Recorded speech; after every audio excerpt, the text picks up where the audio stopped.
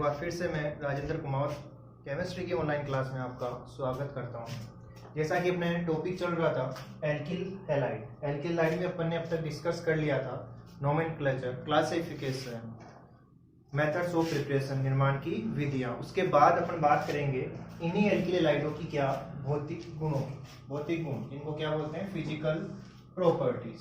बहुत सारे भौतिक गुण होते हैं, लेकिन इनमें जो अपने क्वेश्चन पूछे जाते हैं उनमें से मेन जो भौतिक गुण है उनके बारे में अपन यहाँ चर्चा करेंगे। ठीक है, डिस्कस करेंगे। तो डिस्कस करने की बात है तो इसमें सबसे फर्स्ट यहाँ पर अपन पढ़ेंगे क्वथनांक। क्वथनांक जिसको अपन क्या कहेंगे इंग्लिश में बॉइलिंग पॉइंट भी बोलते हैं। क्वथनांक की बात करें तो इसका जो क्वथनांक है वो डिपेंड करेगा किसके ऊपर? कार्बन की संख्या या अणुभार भी बोल सकते हैं अपन। तो सिंपल सा पॉइंट है कि क्वथनांक समानुपाती कार्बन की संख्या या अणुभार। अब बात यह आती है कि क्वथनांक होता क्या है। क्वथनांक होता है एक निश्चित बिंदु जिस पर कोई भी पदार्थ जो होता है द्रव अवस्था से किसमें? गैसीय अवस्था में चेंज होता है, उसको क्या कहा जाता है? क्वथनांक कहा जाता है। तो इसके क्वथनांक की अपन बात करेंगे तो क्वथनांक ज्यादा किससे होता है, कम किससे होता है, इनके बारे में अपन देखेंगे।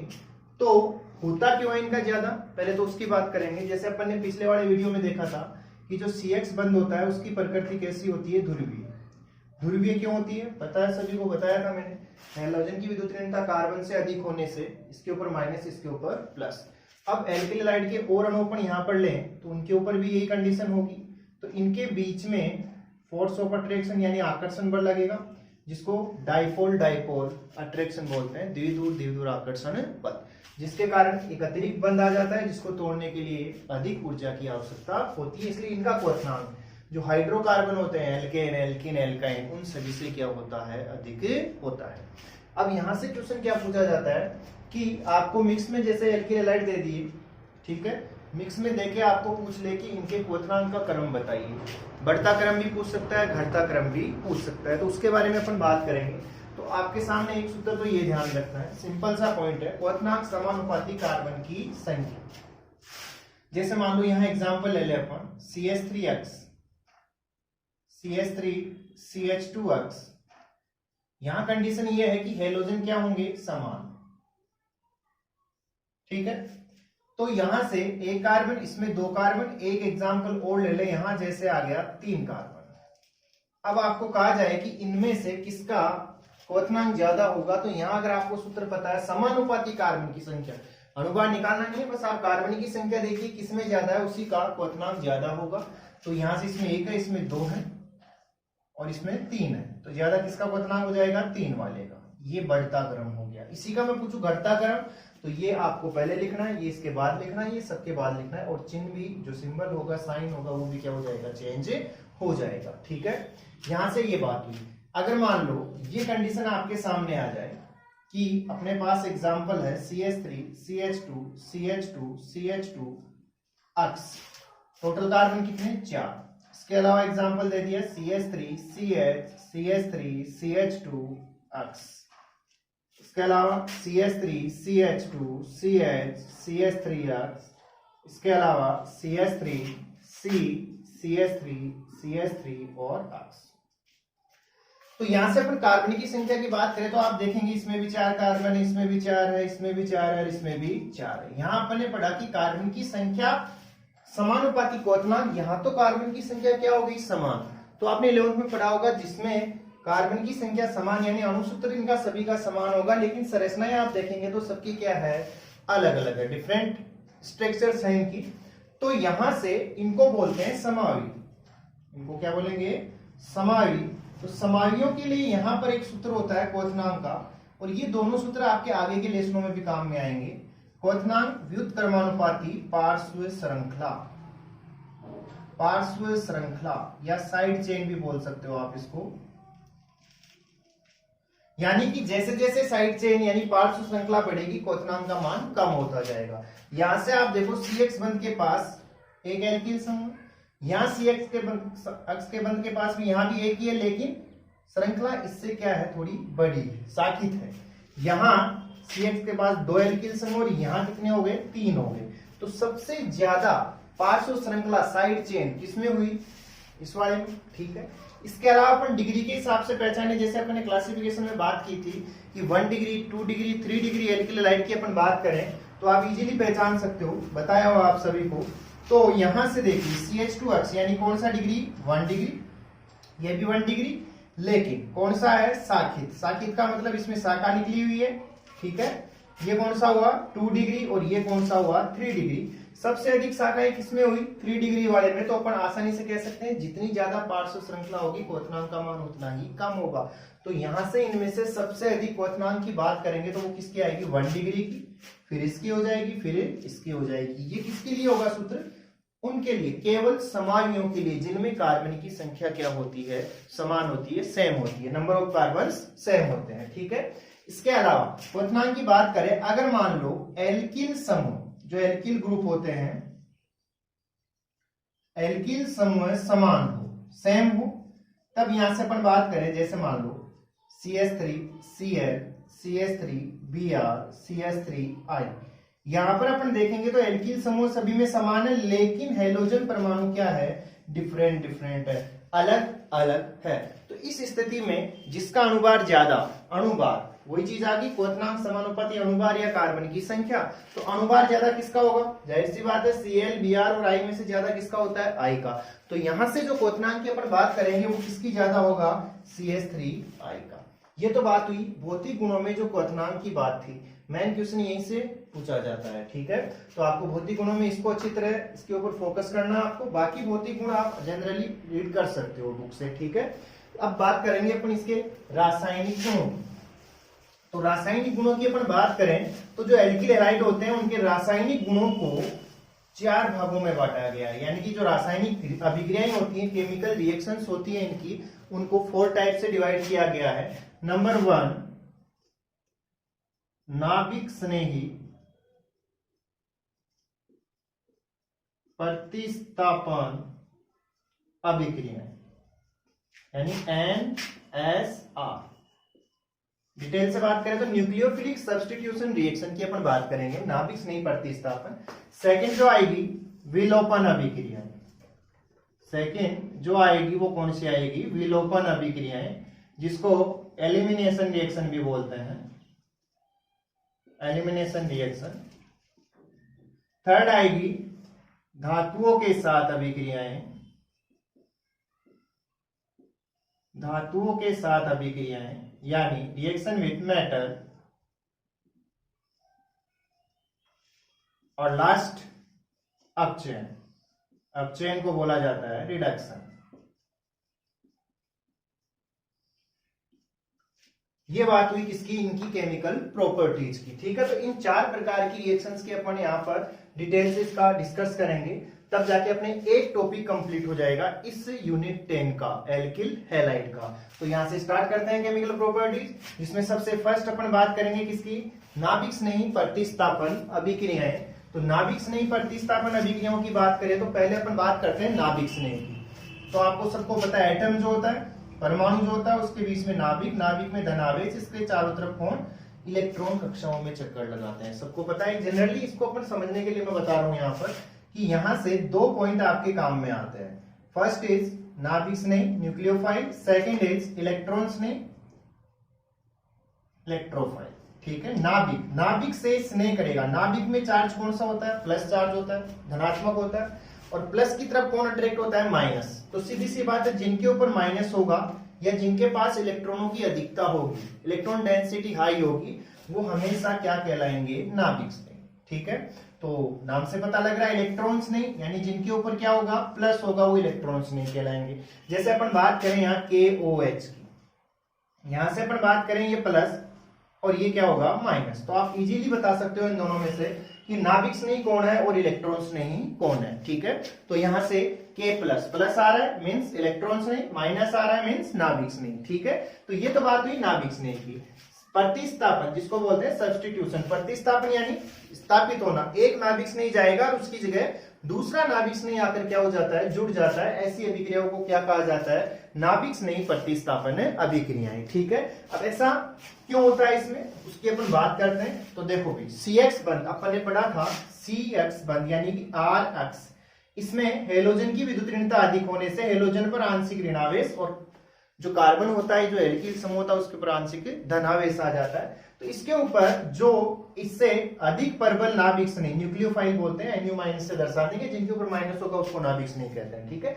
इससे अधिक प्रबल नाभिक स्नेही का इसके ऊपर क्या होगा, आक्रमण होगा, और यहां से कौन बाहर हो जाएगा, अक्ष माइनस अलग हो जाएगा और RNU जुड़ जाएगा, ठीक है, नया उत्पाद बन जाएगा। यानी एक नाभिक स्नेही जुड़ रहा है और दूसरा नाभिक स्नेही यहां से क्या हो रहा है, हट रहा है। तो ऐसी अभिक्रियाओं को क्या कहा जाता है, नाभिक स्नेही प्रतिस्थापन अभिक्रिया। इनमें जो भी अभिक्रिया आएंगी सीधा सीधा है, हेलोजन हटाना है और जो भी अभिक्रमक है उसका नाभिक स्नेही जोड़ना है, अपने पास उत्पाद प्राप्त हो जाता है, ठीक है। बहुत सिंपल सी अभिक्रिया है। लेकिन उससे पहले इन नाभिक स्नेही प्रतिस्थापन अभिक्रियाओं की दो क्रियाविधि दे रखी है, मैकेनिज्म दे रखी है, ठीक है। तो उनकी अपन बात करते हैं यहाँ पर, ठीक है।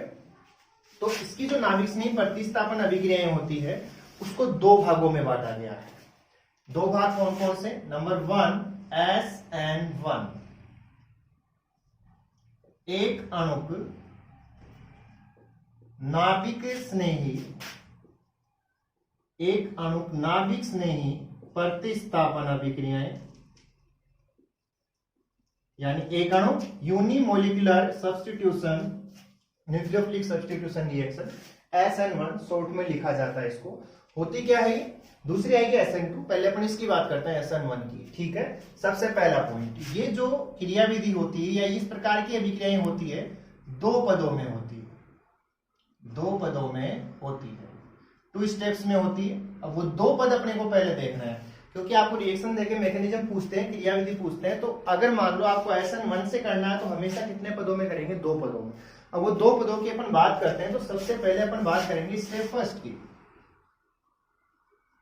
स्टेप फर्स्ट क्या होता है, स्टेप फर्स्ट में क्या होता है, यानी प्रथम चरण में क्या होता है कि सबसे पहले जो एल्किल हैलाइड होता है RX, उसमें होता है विस्मांस विखंडन।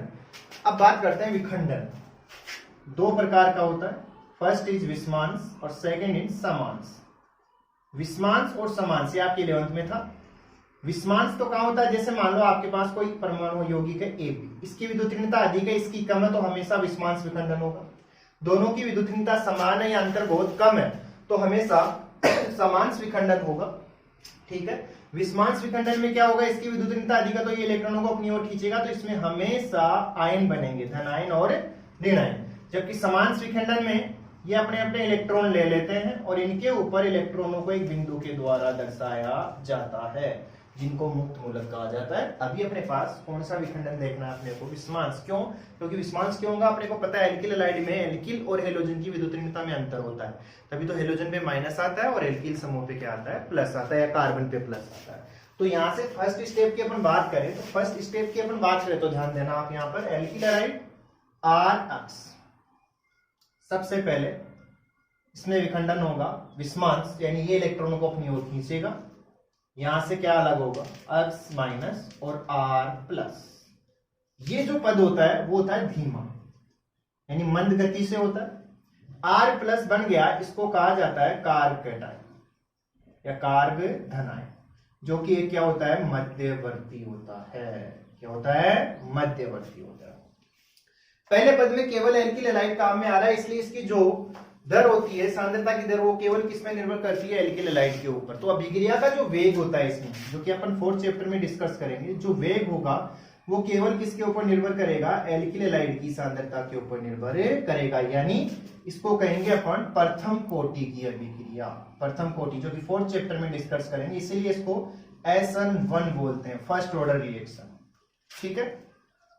सेकेंड स्टेप की अपन बात करें तो सेकेंड स्टेप में क्या होगा कि जो फर्स्ट स्टेप में अपने पास मध्यवर्ती बना है कौन, R प्लस, कार्ब धनायन, इसके ऊपर आक्रमण होगा किसका, जो न्यूक्लियोफाइल होगा, यानी जो नाभिक स्नेही होगा, इससे प्रबल जो नाभिक स्नेही होगा, उसका दूसरे पद में आक्रमण होगा। और किस गति से होगा, तीव्र गति से होता है। किस गति से होता है, तीव्र गति से। ये इसके ऊपर आक्रमण करेगा और यहां पर अपने पास उत्पाद प्राप्त हो जाएगा। तो जब भी आपको SN1 की क्रियाविधि पूछी जाती है तो वो दो पदों में होती है, ठीक है, स्टेप फर्स्ट और स्टेप सेकंड। फर्स्ट में हमेशा ये बंध का विस्मांस विखंडन होने से कार्ब कैटायन जो मध्यवर्ती के रूप में होता है अक्स माइनस प्राप्त होता है। सेकंड पद में इस कार्ब कैटायन पर किसका आक्रमण होता है, नाभिक स्नेह का, और उत्पाद अपने पास प्राप्त हो जाता है। ठीक है, तो यहां से बात हुई इसकी क्रियाविधि की थी। इसके बाद अपन बात करेंगे इसमें क्रियाशीलता का क्रम। क्या देखा जाएगा, क्रियाशीलता का क्रम। ठीक है, अब यहां से क्रियाशीलता की बात करें तो अपने इसके पहले पद में क्या बना भी, कार्ब धनायन या कार्ब कैटायन। और कार्ब धनायन यानी R प्लस, इसके स्थायित्व का क्रम अपन ने देखा था अपने पिछले वीडियो में जब निर्माण की विधियां अपन ने पढ़ी थी एल्किल हैलाइड की एल्कोहल से HX के द्वारा, उसमें मैंने बताया भी था, लेकिन फिर से एक बार रिपीट कर देते हैं। जो कार्ब धनायन होते हैं उनकी स्थायित्व का क्रम क्या होता है, CH3 plus CH3 CH2 plus. यहां से अपन एक एक उदाहरण ले लेंगे और एक ले लेते हैं अपन 3 डिग्री का।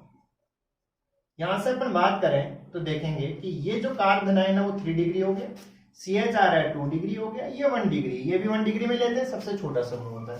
तो कार्ब धनायन की जो स्थायित्व का क्रम होता है वो क्या होता है कि जैसे जैसे एल्किल समूह की संख्या बढ़ती है स्थायित्व का क्रम भी क्या होता है, बढ़ता जाता है। ठीक है, तो यहां से एल्किल हैलाइड जो होता है RX की क्रियाशीलता का क्रम, RX की क्रियाशीलता का क्रम जो किस पे निर्भर करेगा, कार्ब कैटायन के स्थायित्व के ऊपर। यानी जिस एल्किल हैलाइड से जितना अधिक स्थायी कार्ब धनायन बनेगा वह एल्किल हैलाइड उतना ही अधिक क्रियाशील होगा किस अभिक्रिया के प्रति, SN1 के प्रति, यानी वो उतनी जल्दी अभिक्रिया होगी। तो आपके सामने यहाँ पर सबसे अधिक स्थायी कार्ब धनायन कौन सा है, 3 डिग्री है। तो 1 डिग्री एल्किल हैलाइड से 1 डिग्री बनेगा, 2 डिग्री से 2 डिग्री बनेगा, 3 डिग्री से 3 डिग्री बनेगा। तो सिंपल सी बात है कि यहां से जैसे अपन बात करें CH3X, CH3 CH2X, CH3 CH CH3X और CH3 का होल ट्राइस CH, इसको इस प्रकार से लिख सकते हैं अपन। तो यहां से ये 1 डिग्री एल्किल हैलाइड, ये 2 डिग्री हो गया, ये 3 डिग्री हो गया। तो यहां से अपन बात करें कि कौन से एल्किल हैलाइड से कौन सा कार्ब धनायन बनेगा, तो 3 डिग्री से 3 डिग्री, 2 डिग्री से 2 डिग्री, 1 डिग्री से 1 डिग्री। तो इनकी क्रियाशीलता का जो क्रम होगा सिंपल सा है, इनकी स्थायित्व को निर्भर करेगा। तो यहां से SN1 के लिए हमेशा ये क्रम होगा क्या, 1 डिग्री, 2 डिग्री और 3 डिग्री। अगर SN1 की क्रियाशीलता का आपको क्रम पता है तो SN2 का इसका अपोजिट होता है। क्यों होता है, कैसे होता है, वो तो अपन SN2 जब पढ़ेंगे तब वहां पर डिस्कस करेंगे। ठीक है, तो ऑर्डर याद करने का सीधा सा तरीका, एक का याद करो, दूसरे का उसका अपोजिट होगा। रीजन अपन आगे डिस्कस करते हैं इसका। ठीक है, तो यहां से रीजन पता लग गया, क्योंकि इसमें कार्ब कैटायन मध्यवर्ती बनता है तो मध्यवर्ती के स्थायित्व के ऊपर इसकी क्रियाशीलता निर्भर करती है। ठीक है, अब अपन बात करेंगे क्या कि अगर मान लो एल्किल समूह क्या हो, समान हो, एल्किल समूह समान, जैसे मान लो CH3 Cl, CH3 Br और CH3I।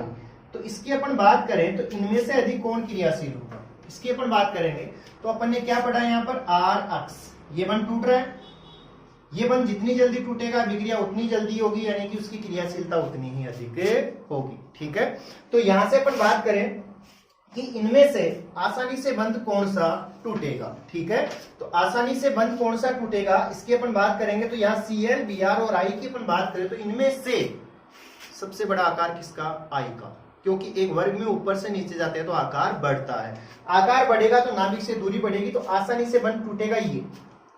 ठीक, तो अधिक क्रियाशील कौन सा होगा इसमें, I वाला, जब एल्किल समूह क्या हो, समान, और यहाँ पर यह आ गया। तो ये तो बात हुई SN1, एक अणु नाभिक स्नेह प्रतिस्थापन अभिक्रियाओं की। ठीक है, तो यहां से फर्स्ट जो रासायनिक गुण हो गया अपना कौन सा, रासायनिक गुणों में जो फर्स्ट नंबर प्रकार की अभिक्रिया होगी SN1, एक अणु नाभिक स्नेह प्रतिस्थापन अभिक्रिया, 2 पदों में होती है।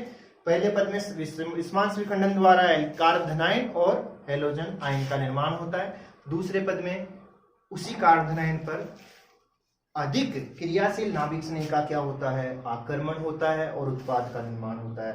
पहला पद धीमी गति से होता है और दूसरा पद तीव्र गति से होता है। इसके बाद क्रियाशीलता का क्रम आपके सामने है, यह आपको ध्यान रखना है क्योंकि आगे काम में भी आएगा अपने, और ट्यूशन भी आती है इसके अंतर्गत। ठीक है, बाकी जो नेक्स्ट SN2 है वो अपन नेक्स्ट वीडियो में इसको डिस्कस करेंगे।